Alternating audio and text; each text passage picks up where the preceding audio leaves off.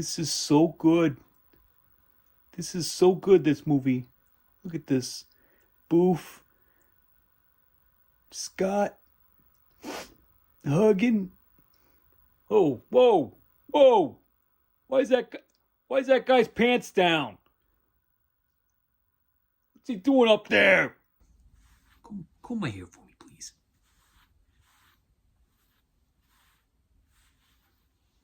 All right, first up we got Your Friends and Neighbors. That's a new Apple TV Plus show with John Madman Hamm. Recommended to me by my mother. Let's call her Janice. You know, it's always gonna be difficult to top Madman. Madman was one of the best television programs of the late 2000s to the mid 2010s, I think. And you know, it's gonna be John Madman Hamm's always gonna be compared to that one. You know, Don Draper. That's how he made his bones. That's just how he's always gonna be compared, and that's okay. You know, that's okay. He's done some movies. You know, he's in The Town. He was in he's in lots of things. Bridesmaids, I think he was in. A lot of times he's playing a goof.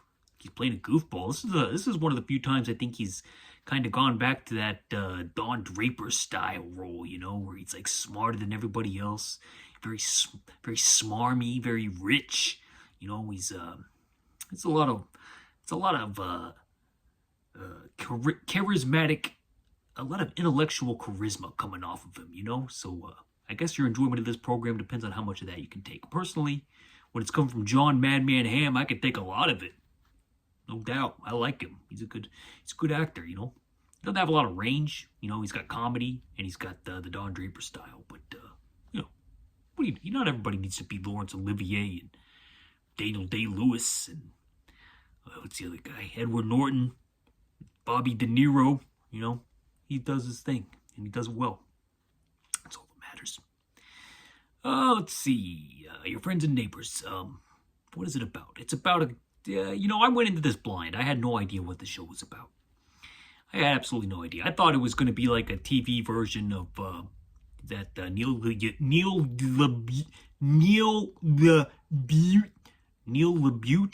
movie, you know, where it's got Jason Patrick and Ben Stiller, I think. And Jason, I've only seen it once, and it was probably in the early 2000s. It may have been the late 90s. It may have been like 99. And I remember a scene in like a sauna, and Jason Patrick tells this story. He tells this story that still haunts my dreams. Something not very entertaining. He's kind of an evil guy. Neil LaBute, I think he might have some problems. But lucky for us, he had absolutely nothing to do with this program, and it just has the same title as that movie. But other than that, they're not related. It's not like the TV version of Your Friends and Neighbors, so you don't have to sit through 18 episodes or 8 episodes of that sauna scene. Whew! Talk about unpleasant. Oh my God, that would be terrible. Absolutely terrible. But no, John Hamm, he's got a family, and you know, they're on the outs. He's on the outs with his family, and he gets fired from his job. Unfairly fired from his job, let's say that. And so he kind of gets pissed at the whole establishment that he's living in, you know, the whole hierarchy, the whole, the whole rich lifestyle. I mean, even though he relies on it for what he plans on doing, he's just kind of sick of it. And, he takes some, let's just say he takes some things into his own hands. Yeah, okay.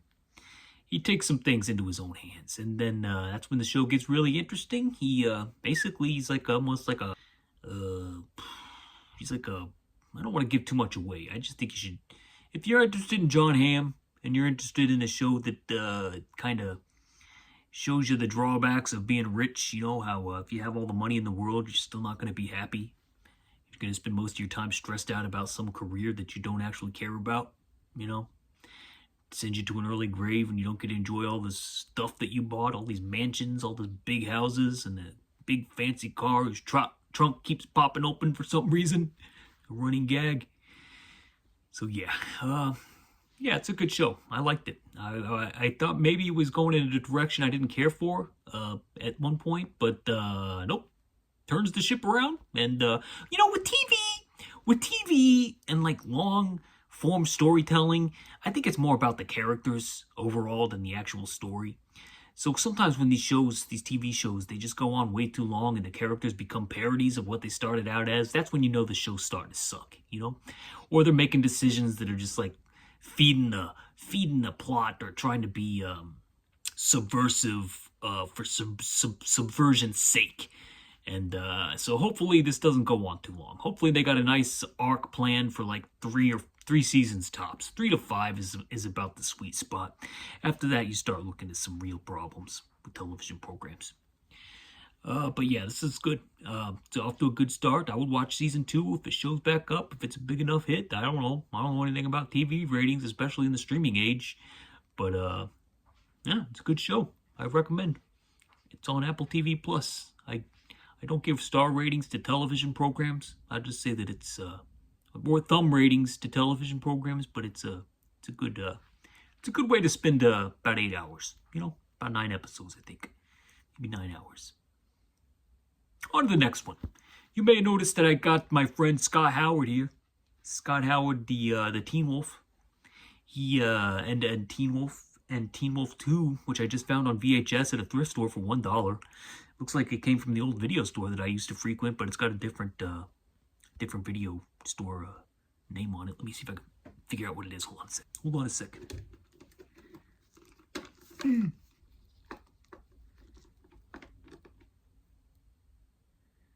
It says Sound Warehouse. I don't think that's a video store, but look at this.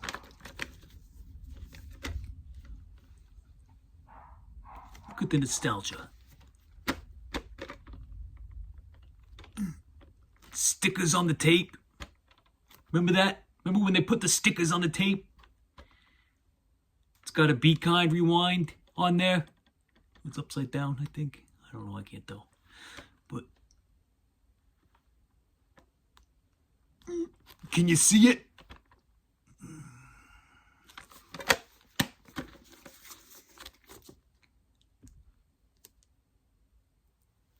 Pretty good, huh?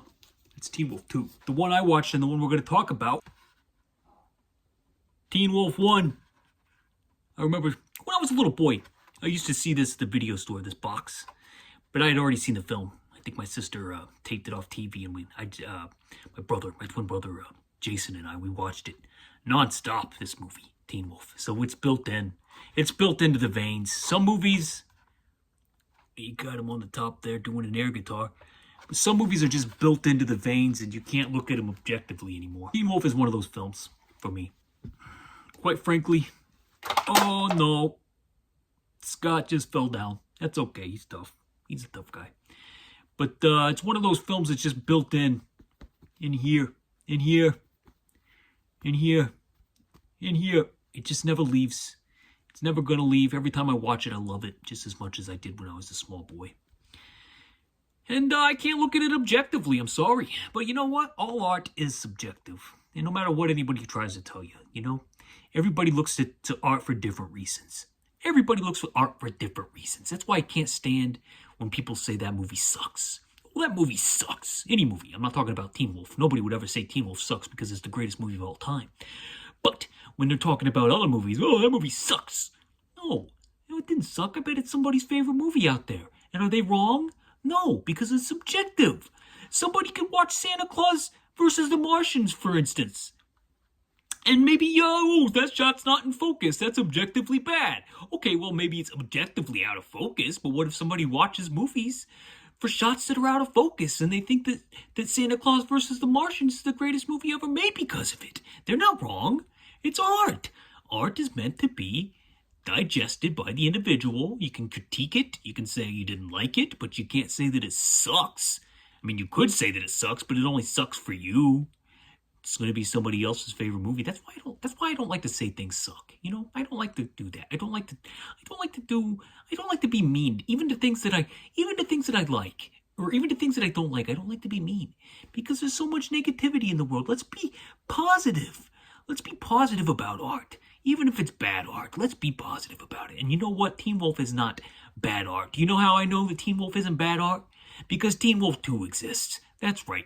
Teen Wolf 2 exists, and if you watch them back to back, which I did not do and I do not recommend, you will see, what it takes to make a very entertaining, fast-paced werewolf teen movie, because they're both the same plot. They're both the same plot. They just recycled the same plot. If they just changed the character a little bit. But you know what? One is made competently, and the other is not. And that's how I know. And I'm not, but maybe Teen Wolf 2 is somebody else's favorite movie, and that's okay. That's okay. That could be your favorite movie. I'm not going to tell you it's not. It can't be your favorite. I'm not going to say you can't say that it's a good movie. I don't personally care for it, but that's okay. I still bought the VHS. You know, I'll still proudly display it with Teen Wolf 1. Anyway, I'm a little concerned that, this is one of those movies that was back in the day where they didn't think about imitative behavior, so they would have characters do crazy stuff.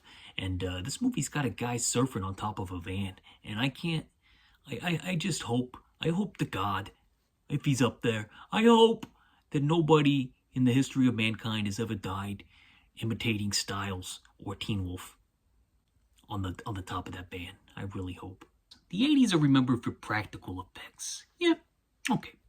So, you had a lot of werewolf transformations in the 1980s. You had American Werewolf in London. You had, there's at least one more. You had The Howling. You had The Howling 2, Your Sister's a Werewolf, which is one of the most weird ending credit sequences I think I've ever seen in my entire life. If you don't believe me, look it up. It's probably on YouTube. But, anyway, transformation sequence. This one's a good one. It's got... I'm sorry about that. That's my dogs. I'm sorry. Hey! No. Oh, God, I just burped. I'm sorry about that. I'm sorry about the dogs. The transformation sequence, though, I think at first it looks like Michael J. Fox is turning into like Jeff Bridges from Starman. It's weird. And he gets the bladder on his face, where the bubbles start coming out. You know what I mean? And he's got the teeth. He's got the teeth. It's a great sequence. It's probably the highlight of the film. He's like, his dad's knocking on the door. He's saying, Scott. Scott's like, no, Dad. No. Not this time. They turn into werewolves, the dad or Scott and his father, and there's no mythology to this. It's weird. It's weird, but it works somehow because it works as a metaphor for, like a shy kid who gets his confidence through a mask, basically, like a mask that's not really him. So he's got to learn how to be confident in his own skin, and the wolf helps him do that. That's what really happens. But as far as like a plot device, like why he actually turns into a wolf and what he does when he's a wolf, he doesn't do anything. Seriously, he turns into a wolf and he has like no desire to go out at the full moon and eat flesh, like nothing. He just goes in his room, probably cries himself to sleep. He's like, it landed on my face. What the hell am I gonna do? He has no goal. I mean, as far as I can tell, when he wolfs out, it's just when he gets mad or nervous, or he needs to prove that he's a real man, Then he wolfs out, and he's just discovering this in his teenage years, which is a metaphor, as we know, for puberty. I mean, this is him going through puberty, essentially. Getting hair in weird spots. Getting hair on his chest. Some people say I look like Teen Wolf. I don't know. I'm a little thin up here. If you can look, I'm a little thin up there. I think maybe that's why I don't have so many views, because I have thinning hair. I think maybe I should do something about that. What do you think? Let me know in the comments. Let's see. Look at my notes. It's funny because he kind of turns into John Lennon from the cover of Abbey Road. You ever notice? Especially like during the prom sequence and he's in that white suit. I mean, he is the spitting image of John Lennon on the cover of Abbey Road. Has anybody ever pointed this out? Am I the only person that's noticed this? This Sky Howard as Teen Wolf looks like John Lennon and Abbey Road era Beatles? It's true. I don't know if Michael J. Fox was a fan of the Beatles. I know he plays guitar. I definitely know he plays guitar. We saw him on stage in Back to the Future playing Chuck Berry, because he invented rock and roll instead of a black man, as a white kid who invented it. It's a little weird, but, that's what they did back in those days. Still a good movie. Still a great movie. But I think this Teen Wolf, Back to the Future is the classic, right? This was filmed before Back to the Future, if you want to know the truth of it.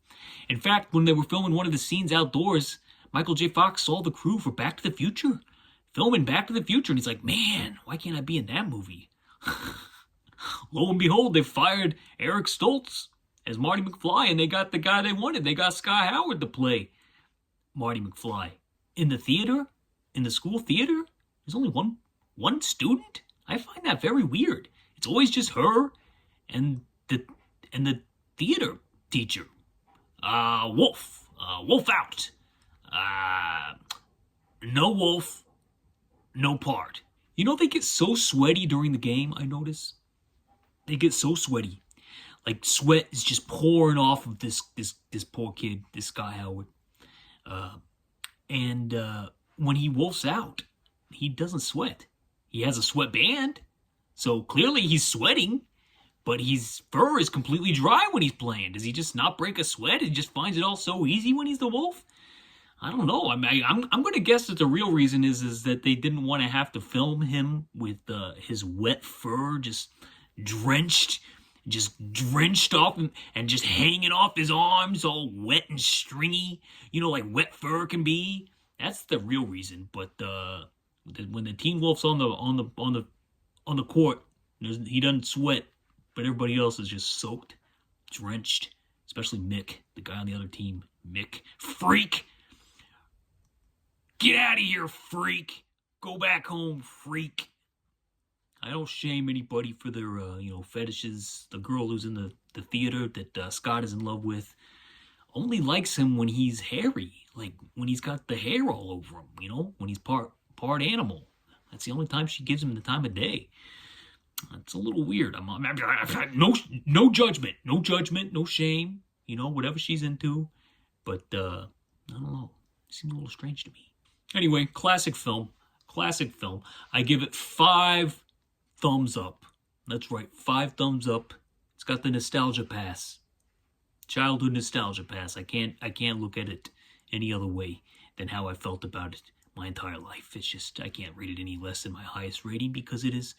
And I'm not comparing it to The Godfather or Pulp Fiction or My Stepmother is an Alien. I am comparing it to other movies of this ilk. I'm comparing it to Teen Wolf 2. And compared to Teen Wolf 2, this movie is friggin' Gone with the Wind. With fur. I'm telling you. Watch it back to back and you'll realize how damn good Teen Wolf. If you're not a fan of this movie, right? If somehow, listen, if somehow you watch this movie and you end up not liking it and you think it's bad, then watch Teen Wolf 2 and then you tell me how bad Teen Wolf 1 actually is. You can't do it because Teen Wolf 1 is a fantastic teen film. It's a werewolf playing basketball. I mean, it doesn't get any better than that. 5 thumbs up. I was down to 0, still an unsung hero, waiting for my ship to come to shore. Watching all the other eagles soar, I was slowly losing hope. What you see is what you get from me. When in the end, I gotta win. Jeremy spoken. Godspeed, peace, and love.